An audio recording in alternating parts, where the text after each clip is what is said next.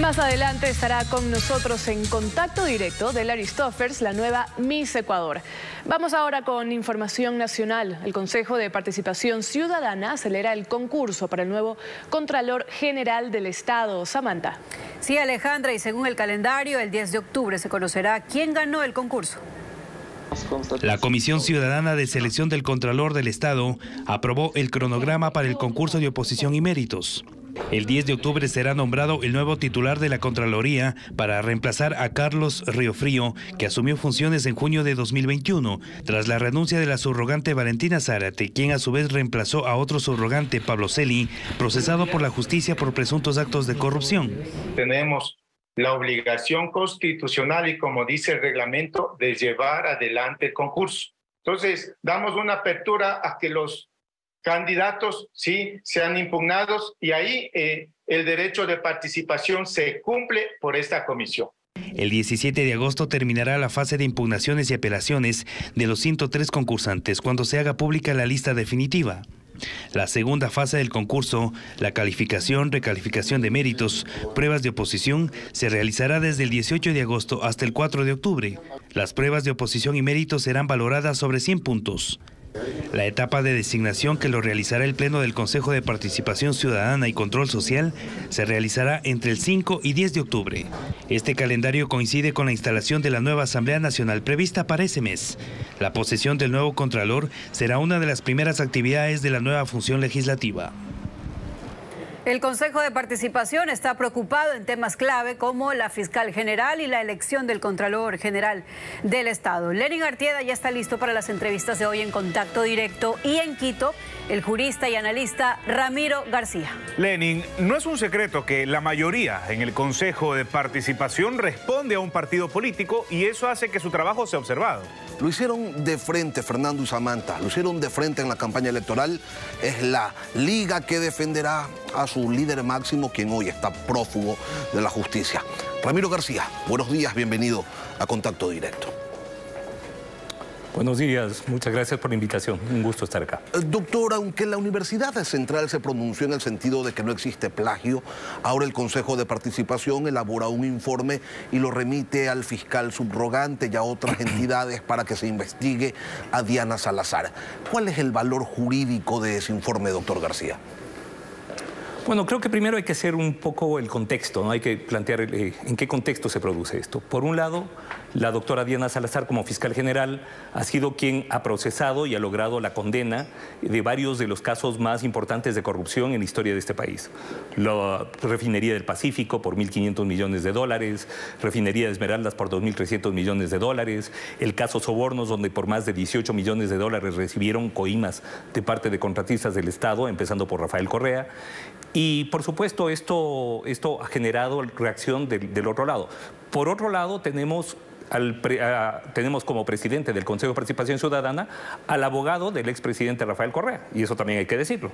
Entonces, se nos está queriendo decir que la fiscal, por haber citado mal varios párrafos en su tesis presentada hace 20 años en la Universidad Central, es la corrupta, y no los que se llevaron los miles de millones en varios de los temas que acabo de señalar. El informe del Consejo, doctor, ¿qué valor tiene?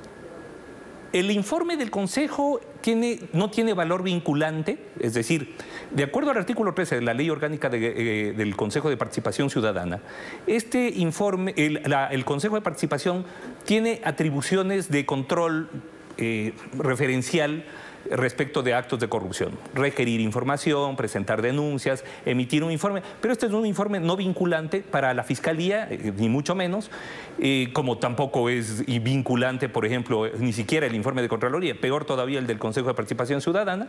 Así que esto se recibirá, entiendo yo, por parte de Fiscalía como una noticia criminis más de las tantas que reciben, a efecto de evaluar qué es lo que procede. Porque a la final lo que están planteando es una suerte de fraude procesal por un lado, plagio por otro lado, es decir, disparando por todo lado a ver qué es lo que sale. Y eso quería preguntarle, doctor, y para que la ciudadanía lo tenga claro, ¿qué ganaría el correísmo a más de venganza sacando a Diana Salazar de su cargo? Dirían, como ella no estaba apta para ocupar ese cargo, entonces todo lo actuado durante su gestión se nulita. ¿Es por allí la cosa? No, no. En absoluto no. Ellos saben perfectamente que aun cuando le destituyan por alguna razón, quien puede hacerlo, que es solamente la Asamblea Nacional, todos los actos judiciales que se han producido quedan en firme. No, ellos lo que están tratando de crear es el marco para el recurso de revisión que pretenden plantear. Y para esto, obviamente, necesitan un fiscal que les haga una segunda voz. Y por supuesto, pues la doctora Diana Salazar no se va a prestar para ese tipo de cosas. Y si dejamos el tema de la fiscal de lado por un momento, doctor, porque resulta que el Consejo de Participación, bajo su actual configuración, no es que va por ella solamente. Ellos van por todo. Tienen mayoría y no van a dudar en hacer tabla rasa sobre todo lo que se les antoje. Y le pregunto, doctor, ¿nadie puede hacer nada? Bueno, a ver, tienen 3 de los 7. Entiendo que hay una consejera que está votando con ellos también. Por otro lado, existe una denuncia bastante sustentada ante el Tribunal Contencioso Electoral respecto de los 3 consejeros del correísmo que hicieron campaña contraviniendo las normas legales que establecían que no podían ser patrocinados por un partido político específico. Hicieron claramente campaña junto al correísmo. Esta denuncia está en trámite, inclusive el Tribunal Contencioso Electoral dejó sin efecto el archivo y... Claro, si el Tribunal Contencioso Electoral actúa en derecho, pues lo que debería hacer es descalificar a estos 3 vocales que contravinieron las normas electorales a la hora de hacer campaña. Pero hoy, doctor, tenemos un organismo que pase lo que pase en las elecciones de agosto, va a estar allí, con otra asamblea, con otro presidente, cocinando la toma de autoridades sin pudor ni vergüenza. A ver, el Consejo de Participación va a continuar. La pregunta es, ¿va a continuar con los mismos consejeros o con otros? Porque si el Tribunal Contencioso Electoral decide aceptar la denuncia y resolver en contra de los consejeros, tendrían que ser reemplazados por los siguientes, por los que vienen. Más allá de eso, yo creo que debe ser preocupación de todos los candidatos presidenciales el plantear inmediatamente, el primer día, una nueva consulta popular en la que se solicite, en la que se consulte a la ciudadanía respecto de la atribución del Consejo de Participación Ciudadana de designar autoridades de control y de justicia. Porque creo que claramente ha sido deficiente, independientemente de quién esté en el Consejo de Participación Ciudadana, hay un problema sistémico que hace que no cumplan adecuadamente sus atribuciones. Y yo creo que esa es una atribución que tiene que volver al legislativo, como sucede en todos los países jurídicamente desarrollados de primer mundo. Consulta popular para cortarle las uñas, ya que para eliminarlo se requeriría de una constituyente. Exactamente. Ahora, doctor, esa es la vía entonces política para detener la voracidad de un organismo que responde a un proyecto político y no a los intereses de la ciudadanía, que representa al país de la intolerancia, al país de la impunidad. Bueno, hay otras vías también. Recordemos que la Corte Constitucional puede dejar sin efecto las actuaciones del Consejo de Participación Ciudadana si es que estas actuaciones son inadecuadas o contrarias a la Constitución. En este caso, por ejemplo, de la Fiscal General, yo creo que están creando el argumento para que el Consejo de la Judicatura, arrogándose atribuciones que no tiene, trate, como ya trató hace un par de meses, de realizar acciones disciplinarias en contra de la Fiscal General. Y digo que no tiene atribuciones disciplinarias porque, de acuerdo a la Ley Orgánica de la Función Jurisdiccional, solamente puede ejercer atribuciones disciplinarias respecto de quienes se encuentran en la carrera judicial y la carrera fiscal. Y este no es el caso de la Fiscal General. Por lo tanto, se estarían arrogando atribuciones, con lo cual inclusive estarían cometiendo un delito. Doctor, ya lo trataron de hacer hace 2 meses. Los vocales del Consejo de la Judicatura no acudieron a esa sesión porque se dieron cuenta que había una alta probabilidad que terminen durmiendo en una unidad de flagrancia, pero sin duda algún otro intento volverán a hacer. Usted hacía referencia hace un momento a la denuncia que en el contencioso electoral se ventila en contra del presidente del Consejo de Participación Ciudadana. ¿Cómo se explica del presidente y 2 vocales. ¿Y cómo se explica esta demora del contencioso electoral para sancionar una flagrante violación al Código Electoral que impedía que los candidatos sean pues auspiciados por partidos o por movimientos políticos, los candidatos a este organismo? Bueno, no solo demora, recordemos que en un principio inclusive archivaron esa denuncia. Ya es un gran avance que el Tribunal Contencioso Electoral haya reactivado el expediente y que se encuentre en este momento analizando la procedibilidad de los argumentos de quienes denuncian, que entiendo que es Juan Esteban Cordero y Guarderas y me parece que Bernardo Gijón, si no estoy equivocado. Y si nos vamos más atrás, doctor, el CNE no actuó cuando en su cara ocurría esta violación a la norma. ¿Cómo explicamos esto? O sea, violamos la ley en la cara del CNE, el vicepresidente del CNE. El propio vicepresidente denunció este tema y no hicieron nada. ¿Qué explicación tiene esto? Bueno, tenemos un CNE que claramente tiene una deriva política, por decirlo de alguna manera, y decidieron pues no hacerse lío y dejar que las elecciones continúen y que pase lo que pase, sabiendo perfectamente que había candidatos que estaban jugando por fuera de la ley. Al final, doctor García, ¿a cuánta gente le interesa esto? El nombramiento de un contralor, de un procurador, la renovación de los vocales del Consejo Nacional Electoral, son asuntos que convocan la atención de las élites, pero mucha gente no lo ve y son más todavía quienes no lo entienden. Parecería que el viejo país está más vivo que nunca.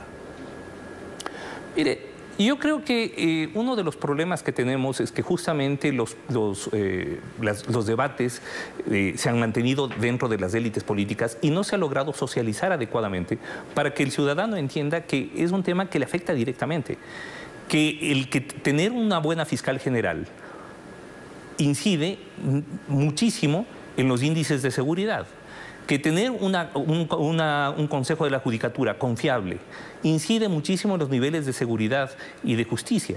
Y si no tenemos eso, por supuesto, al revés, vamos a tener mayor inseguridad ciudadana. Es decir, ojo, uno de los grandes factores criminógenos que tenemos en la sociedad no es tanto la falta de penas graves para los delitos que se cometen, sino la práctica certeza que tiene el delincuente de que no va a ser sancionado, que no va a ser condenado, porque tenemos jueces que, ya hemos visto, pues inclusive se prestan para actos de corrupción. Entonces, claro, esto sí es un problema de la ciudadanía, sí es un problema de la persona a la que le están vacunando y le están pidiendo 50 o 100 dólares mensuales por mantener su tienda abierta.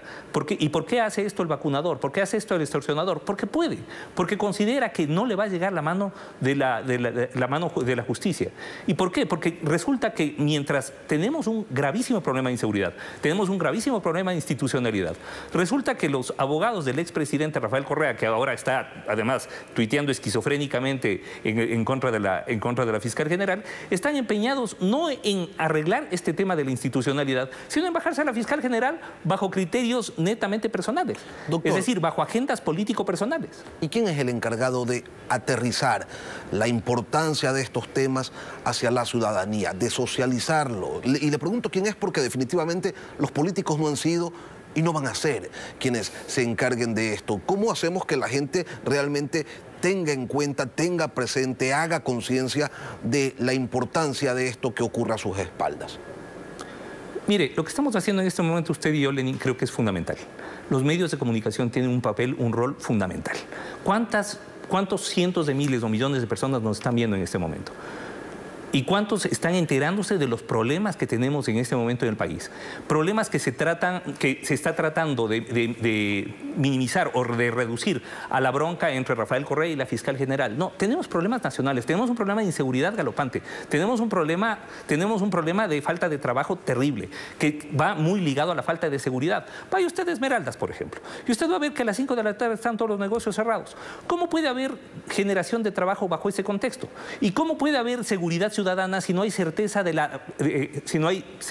respecto de la actuación de la función judicial? Entonces, son factores que van ligados unos a otros y que van encadenados y que la ciudadanía debe entender que su voto tiene muchísimo que ver en esto, porque con su voto está escogiendo el modelo de seguridad, el modelo de educación, el modelo de salud y en general el modelo de país que queremos en los próximos años. Y eso es lo que tiene que enterarse el elector, que no está escogiendo simplemente al que más conoce o al más simpático o al de la farándula, sino a quien puede resolverle sus problemas. Ahora, sí, y la población está embobada en una elección que al final de cuentas nos va a dejar otro presidente, otros asambleístas, cuando la política real, que es tener el control de los organismos de control, se lo maneja en otro andarivel y por parte de un organismo que le es funcional a un proyecto político y que no está haciendo lo que debería realmente hacer. ¿De qué se podría ocupar en este escenario tan complejo que usted acaba de relatar, doctor García? ¿De qué se debería ocupar ese Consejo de Participación Ciudadana en vez de estarle haciendo el juego a Rafael Correa? Mire, en teoría, el Consejo de Participación Ciudadana debería generar institucionalidad a través de la adecuada selección de las más altas autoridades de control y de justicia. Ya en la realidad, en la praxis, hemos visto que parte de una política de acoso y derribo, en el caso de la fiscal, a la que le han tirado palos a las ruedas desde el inicio de su gestión, pero no solamente eso, sino que se presta a una agenda personal política que parte de la idea de, bueno, destruyémoslo todo, quemémoslo todo, que ya lo arreglaremos luego cuando seamos gobierno. Cuando seamos gobierno, llamaremos una asamblea constituyente. Cuando seamos gobierno, eliminaremos la reelección, la prohibición de reelección indefinida, con lo cual podremos establecer una dictadura pseudodemocrática como la que tienen en Nicaragua, con Ortega.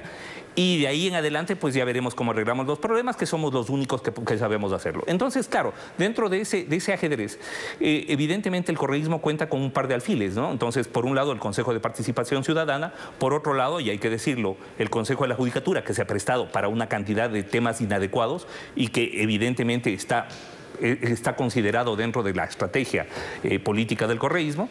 Y mientras tanto, pues la ciudadanía, como usted dice, embobada en una elección que resulta más coyuntural que estructural. Ramiro García, subdecano de Jurisprudencia de la Universidad Central. Ex subdecano. Ex subdecano, valga la aclaración. Gracias, doctor, por acompañarnos hoy aquí en Contacto Directo. Gracias.